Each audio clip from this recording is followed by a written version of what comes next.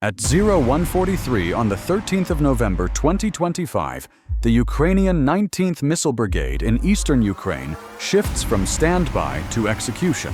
Its wheeled launchers, built on modified MZKT 7930 chassis, sit dispersed across a 4x 6 kilometer rectangle of broken fields and tree lines, 70-90 kilometers behind the forward edge of the battle area. Each vehicle carries a Flamingo or Bars long-range missile, elevation already set, flight plans already loaded. The deployment zone lies outside the effective envelope of Russian tube artillery and most multiple launch rocket systems. Inside the deep strike band, Ukrainian and NATO planners have treated as the working space for Flamingo and Bars.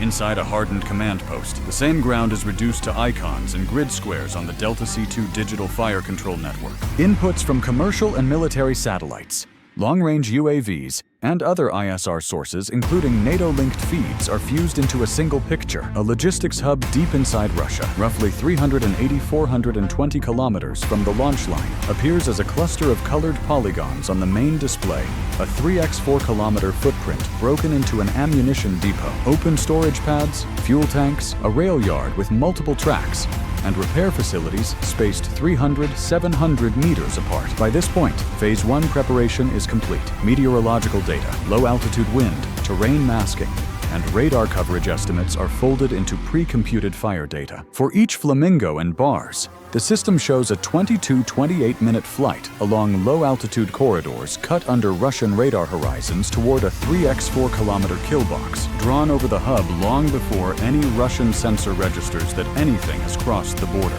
By late 2024, Russian depots no longer sit at 8,120 kilometers behind the front. That band has been stripped out of their logistics map by repeated M142 HIMARS and M270 strikes with GMLRS, fired under Ukrainian and NATO targeting, by long-range UAV attacks, by Storm Shadow, Scalp-EG cruise missiles, ammunition depots, fuel farms, and rail yards are pushed back until they cluster 300-500 kilometers behind the line of contact. The rear tightens under S-400, S-300 PM, 2 Book M2/M3, Tor M2 Pantsir S-1 deployed to enforce a defense geometry in which distance and layered air defense are calculated as sufficient operational protection. On Russian staff charts, each hub appears as a clean operational level logistics node, 510 square kilometers of controlled infrastructure rail sidings for heavy trains, hardened artillery storage, open pads for palletized munitions, fixed fuel tanks, repair sheds, truck parks, all measured, zoned, and scheduled on Ukrainian and NATO range plots. The same area is initially a blank arc, outside stable reach for legacy fires. GMLRS and standard HIMARS loads stop at roughly 80 kilometers. Selected long-range assets can reach individual coordinates, but many hubs past 350 kilometers remain practically off the table as routine targets. Flamingo and Bars are built to close that empty band. Their parameters are set for a different fight range in the 400-500 kilometer bracket. Cruise altitude locked into the 40-70 meter AGL layer. Terminal accuracy tuned to single-digit meters against mapped structures. Instead of accepting the depth Russian planners marked as secure, they are configured to treat that same depth as a continuous engagement zone. Flamingo is the ammunition and materiel tool. Nominal range 400-450 kilometers. Guidance inertial navigation system plus encrypted military GPS with mid-course updates via a secure data link tied into Delta C2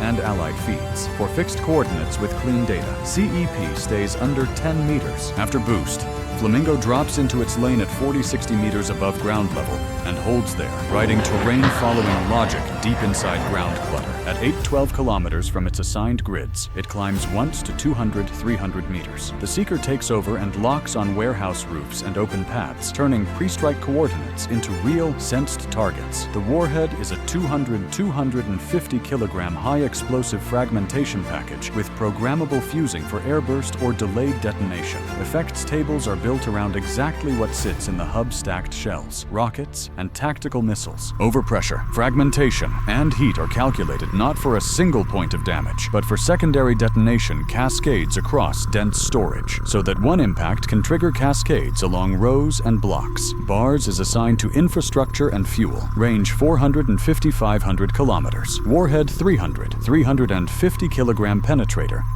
/ high explosive, tuned for tanks, reinforced warehouses, and rail geometry. BARS also runs low at 50-70 meters AGL until the last 6-8 kilometers, where it executes a pop-up to 800-200 meters, and then dives. The profile is built to punch through tank roofs, concrete slabs, and track structures before detonation, converting structural nodes, fuel tanks, load points, yard throats into choke points that halt movement rather than just damaging surfaces. Both missile families ride on mobile launchers built on modified MZKT 7930 chassis. For the 13th of November, 2025 operation, the Ukrainian 19th Missile Brigade keeps these vehicles dispersed across the same pre-surveyed deployment zone of broken fields and tree lines. Spacing stays in the 300-600 meter band to dilute any counter-battery or loitering munition response. That patch of ground lies beyond Russian tube artillery range and outside the practical envelopes of BM-30 Smerch and 9A-52-4 Tornado missions, yet still sits inside the deep strike geometry Ukrainian and NATO planners have drawn for Flamingo and Bars. The hub selected for this strike has been under collection for weeks.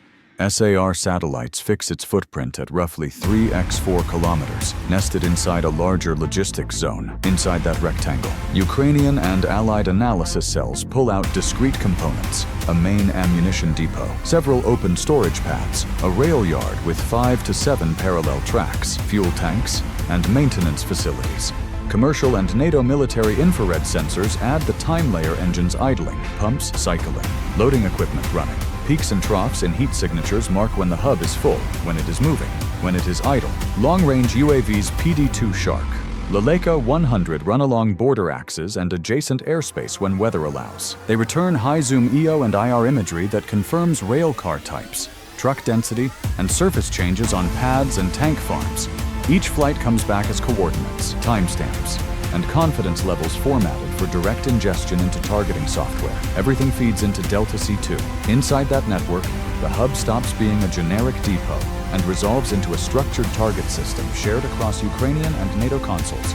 The ammunition depot is tagged TGT-01, open pads become TGT-02 and TGT-03. The fuel farm is TGT-04. Rail segments break into TGT-05 through TGT-07. Maintenance halls get additional IDs.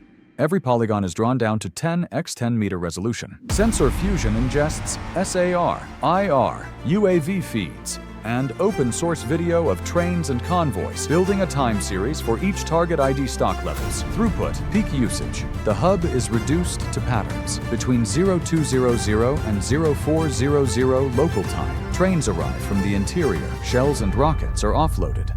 Convoys to forward depots are formed. That 2-hour band carries the maximum density of ammunition and fuel in motion. On Delta C2 and on linked NATO strike plots, it is flagged as the preferred disruption window. From there, the geometry tightens. On the Delta C2 map, a rectangular kill box closes over the hub, aligned with the main rail axis.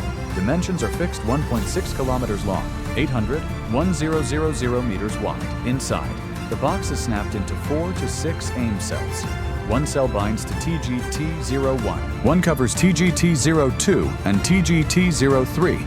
Another spans the yard throat and central switches at TGT-05-07. A fourth brackets TGT-04's tanks and truck loading zone. The kill box is not an abstraction. It is the volume inside which multiple impacts must land within a short window if the hub is to drop out of the logistics network in one sequence. On the launch side, the 19th Missile Brigade drives its own compression. Launchers settle into pre-surveyed firing points across the 4x6 kilometer deployment area. For each missile, the fire control system builds a pre-computed fire data package route, altitude band, waypoints, time on target, seeker mode. Met data is fed in temperature, pressure, wind in the 0-200 meter layer. Radar coverage models are overlaid on digital terrain. Known and suspected, S400, S300 PM2 and Buck M2/M3 positions are plotted and their coverage fans drawn. The software cuts low-altitude corridors under radar horizons and deep inside clutter, matching Ukrainian and NATO air defense modeling. Missiles are then bound to targets.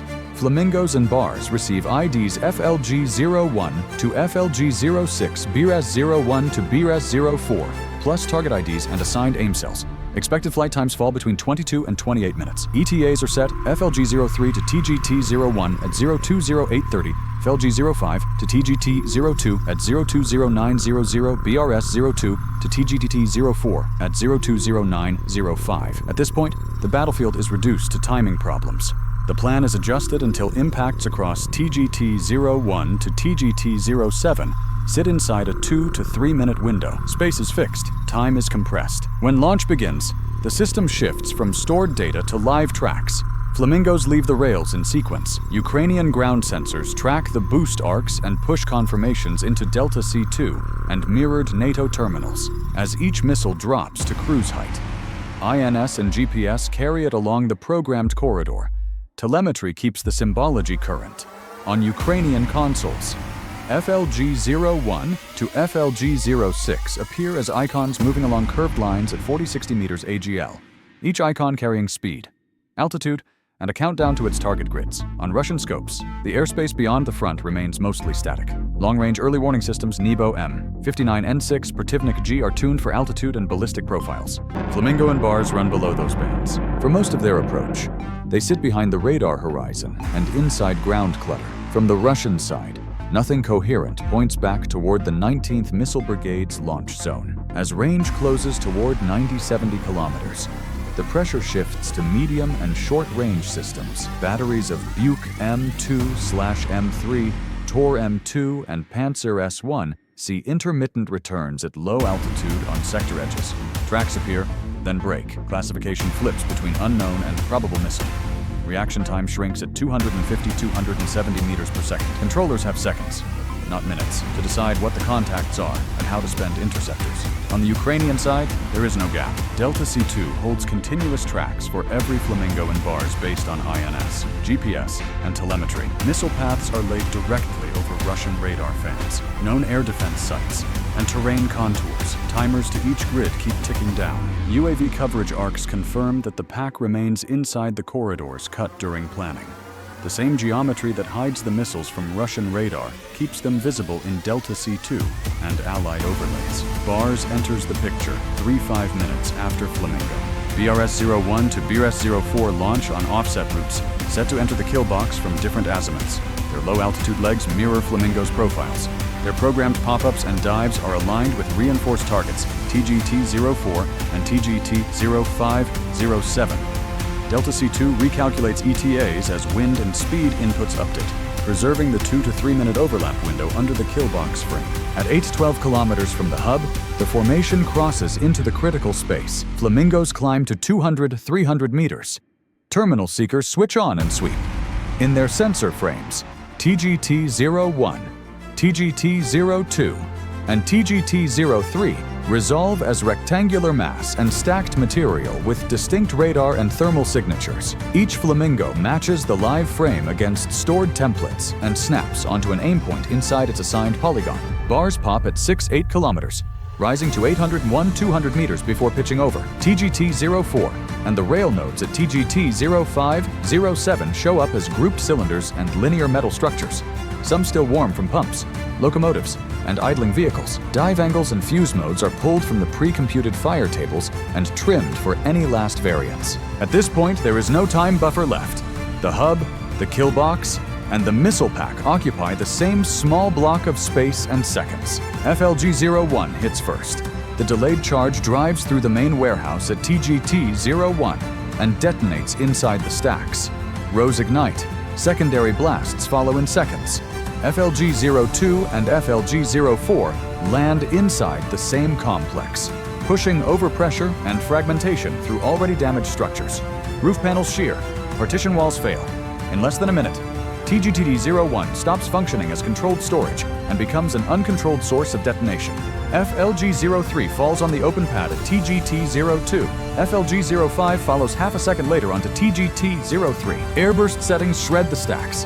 Palletized rockets and shells cook off in rows. Fire and blast run along pad geometry, consuming grids mapped earlier as inventory blocks.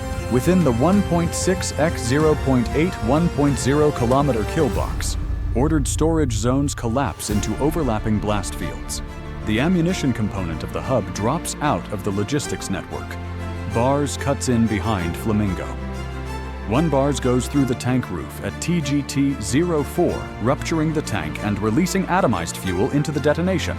Adjacent tanks crack and leak into the same burn area, expanding the footprint. Another bars drops into the yard throat at TGT-05-07. Rails snap, wagons twist across parallel lines spaced 100-150 meters apart. Turnouts and overhead structures fail. The rail node shifts from throughput to blockage in a single sequence. Within 3-5 minutes, the hub's operating geometry is gone. Ammunition detonates in irregular chains. Fuel burns in sustained columns. Twisted track and broken rolling stock block more than 1-2 kilometers of aligned rail. Access lanes for emergency response are cut or degraded by debris and heat.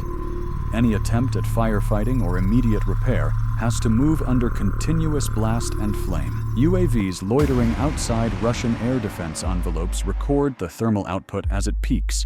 Infrared frames show a hot zone more than 2 kilometers across. SAR passes confirm structural collapse at TGT-01 missing roofs over sections of TGT-0203 and deformed rail alignments across TGT-05-07. In Ukrainian and NATO systems, the kill box is retagged from target area to no throughput zone. On Russian channels, first reports label it an accident or unspecified depot emergency. Sensor logs and internal tracks show near simultaneous strikes on ammunition, fuel, and rail nodes inside the same 3x4 kilometer footprint. Local emergency units push an exclusion ring out to 3-5 kilometers. Rail movement through the node is halted. Convoys are held or diverted onto secondary routes while damage is assessed. On the Ukrainian side, assessment runs on the same rails as targeting. Delta C2 overlays pre-strike and post-strike frames from UAVs, commercial satellites, and allied platforms. Polygons with sustained fire are flagged, roofs gone, walls missing, tracks bent or absent. Storage volumes are estimated from imagery and density tables. Fuel loss is inferred from tank geometry and burn duration. Wagon and tanker losses are counted off rail imagery. Restoration timelines resolve into weeks and months, not days. On the operational map, the hub drops off the functional list. It is reclassified from active node to non-operational. Supply routes to forward formations shift to other hubs, but all of them sit inside the same Flamingo and Bars range rings. The deep rear that, months earlier, appeared as a blank arc on Ukrainian range plots now lies partly inside the engagement zone. One coordinated low-altitude strike forces both sides to redraw their logistics geometry around a shorter, more compressed depth. By the morning of the 13th of November 2025, the hub no longer functions as a logistics node. It is a gap. Ammunition at TGT-0103 is gone or dispersed. Fuel at TGT-04 has burned down to steel and concrete. Rail at TGT-05-07 is twisted over 1-2 kilometers of track. On Russian maps, the node still exists as a symbol. In real throughput terms, it carries 0. Russian staffs redraw timetables. The 3-5 kilometer exclusion ring becomes permanent. Trains are rerouted.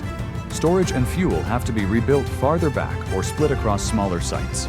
Every extra kilometer of road leg adds time and fuel cost. Artillery resupply cycles lengthen.